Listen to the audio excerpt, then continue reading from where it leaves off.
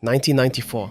A year that sounds almost magical to film fans. What was going on? It's hard to believe how many absolute cult classics were released in those 12 months. But was it really the greatest movie year of all time? I took a close look at 20 outstanding films from that year, spanning all genres. Let's take a trip back to a cinematic year like no other. The Shawshank Redemption relies on quiet intensity instead of explosions and thrives on its meditative storytelling. Frank Darabont tells the story of wrongly convicted Andy Dufresne like a timeless painting about hope, friendship and moral resilience. Tim Robbins plays Andy with inner calm and almost stoic clarity, while Morgan Freeman brings warmth, humor and a lifetime of experience to Red. The cinematography is deliberately restrained, the soundtrack minimalist, which only heightens the emotional impact. It's a film that shows how humanity can survive within a system built to crush it, and it moves me deeply every time. Pulp Fiction is Tarantino's anarchic masterpiece, a film that punches convention in the face with dialogue that echoes longer than a gunshot. Its episodic structure isn't just unconventional, it feels organic, each character more familiar, each moment more surprising. Samuel L. Jackson and John Travolta deliver iconic scenes. Uma Thurman dances her way into cult status with fragile coolness, and Bruce Willis surprises in a noir context. Tarantino blends gangster film, black comedy, and pop culture with unmatched flair. The camera work feels deliberately retro, the cuts are sharp, and in the end, what remains is a cinematic pull that leaves a mark. Forrest Gump tells the journey of a simple man through major moments in US history with emotional honesty instead of sentimentality. Tom Hanks plays Forrest with such tenderness that you believe he can carry the entire story. Vignettes about Vietnam, politics and music are reflected through his eyes, not with flashy effects, but through quiet storytelling power. The digital integration into historical footage was subtly done and ahead of its time. The film shows that compassion, loyalty and innocent kindness can be more powerful than any revolution, and personally, it touches me because it dares to be emotional without slipping into kitsch. Leon. The Professional is a gritty thriller with surprising emotional depth. Luc Besson weaves violence, vulnerability and an unusual bond between a hitman and a 12-year-old girl with artistic restraint. Jean Reno plays Leon as a silent, methodical pro with a hidden heart. Natalie Portman shines in her debut role with boldness, wit and a blooming maturity. Gary Oldman as the unhinged Agent Stansfield is terrifyingly convincing, never cartoonish. Cinematography and soundtrack build a tension that needs no loud spectacle.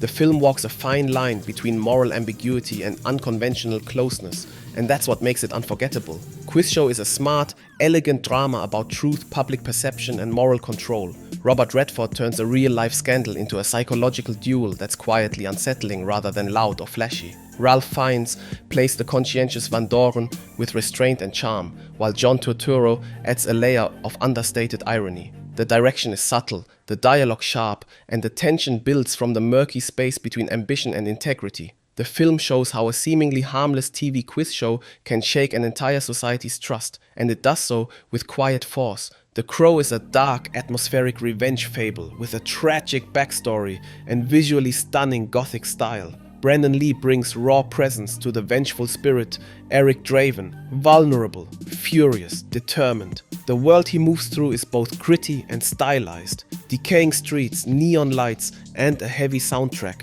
What stands out is how the direction feels almost poetically brutal. Pain and beauty intertwined, revenge and redemption placed side by side. To me, it was never just another comic book hit, but a deeply emotional genre piece that still resonates. Drunken Master 2 is Jackie Chan in full motion, comedic, acrobatic and visually brilliant. Chan plays young Wong Fei-hung, who must master the art of drunken boxing, blending ridiculous agility with fierce precision. The fight scenes are choreographed stunts, full of wit, timing and improvisation. The film fuses comedy and martial arts with a youthful energy that's totally infectious. Despite the technical difficulty, it feels playful, and the simple story serves its purpose well. To me, it's not just an action flick, it's physical cinema at its finest.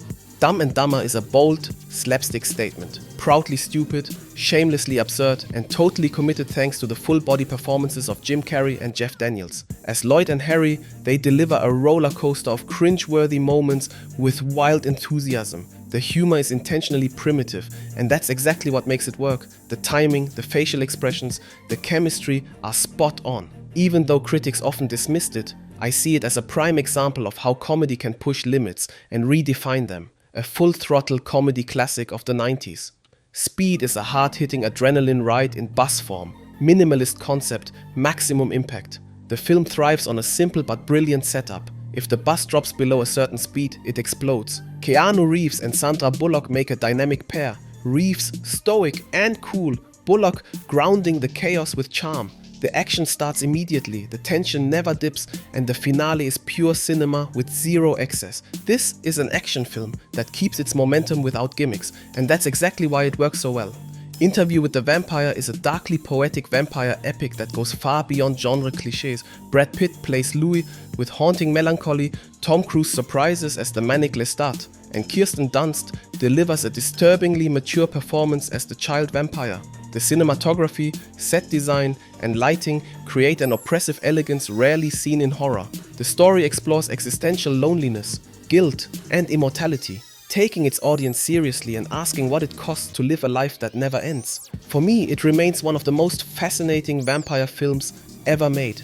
Four Weddings and a Funeral is British romance at its best, charming, witty, and surprisingly profound. Hugh Grant plays the bumbling Charles with unmatched understatement, while the film gracefully moves from one wedding to the next, culminating in a touching finale. Richard Curtis's screenplay balances humor with emotional depth without ever sliding into sentimentality. That balance is exactly what makes the film so enduringly lovable. Andy McDowell brings dignity and charisma, and the supporting cast adds warmth and nuance. A romantic comedy with real substance, one that always makes me smile and sigh.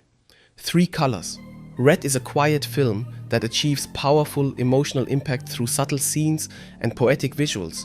The Mediterranean red of the trilogy symbolizes fraternity, a theme woven into the chance encounters of various characters in Geneva. The direction is minimalist, dialogue sparse, editing deliberate and rhythmic. It explores coincidence, connection, and moral responsibility without preachiness, but with deep reflection. I'm struck by how the film creates lasting introspection without any spectacle, art-house cinema that feels almost transcendent. Hoop Dreams is one of the most powerful documentaries of the 90s and far more than just a sports film.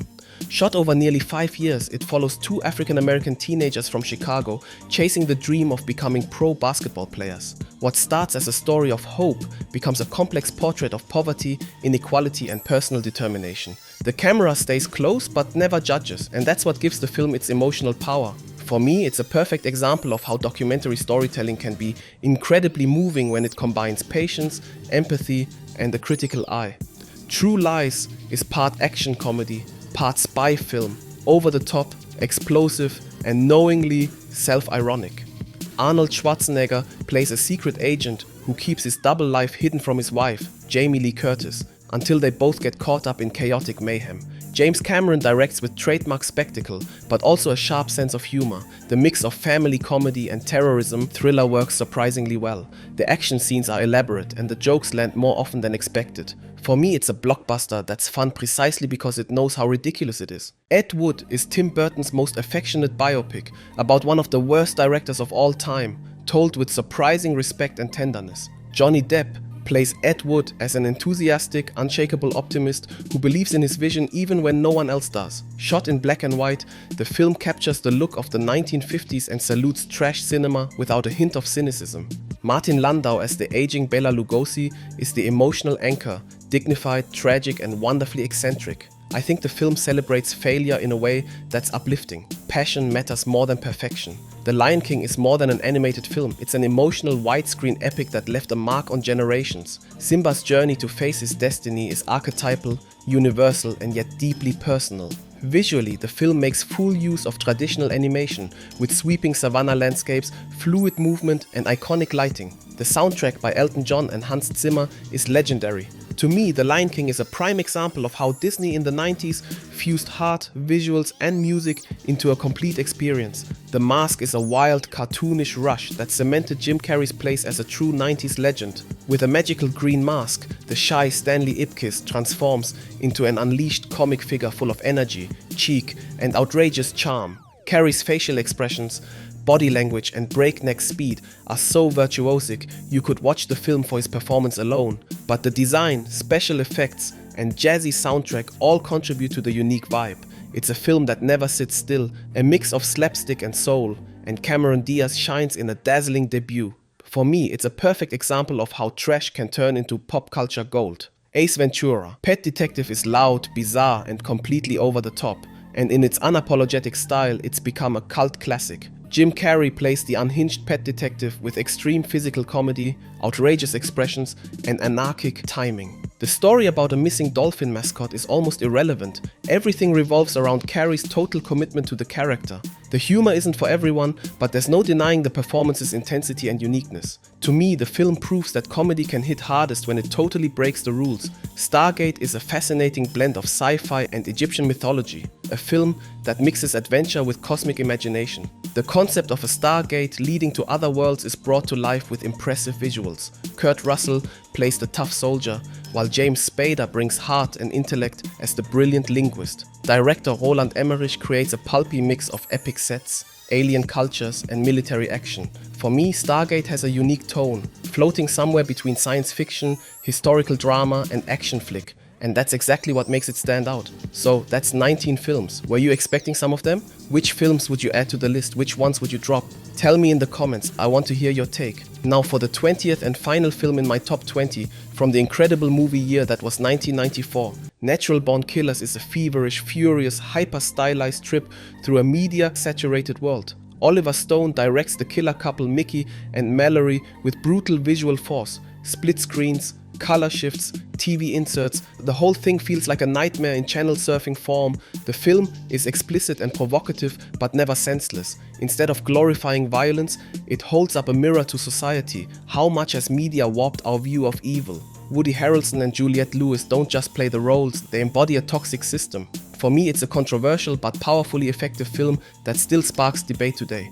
20 films, 20 reasons why 1994 was an absolutely phenomenal year for cinema. From blockbusters to indie masterpieces to animated classics, it had everything. And honestly, when a single year gives us The Shawshank Redemption, Pulp Fiction, and The Lion King, that speaks volumes. What do you think? Was 1994 the greatest movie year of all time? If you enjoyed this video, give us a thumbs up and don't forget to subscribe to our channel so you won't miss any new content. Share the video with your friends and feel free to leave us a comment. We'd love to hear your thoughts. Thanks for watching and we'll see you in the next video.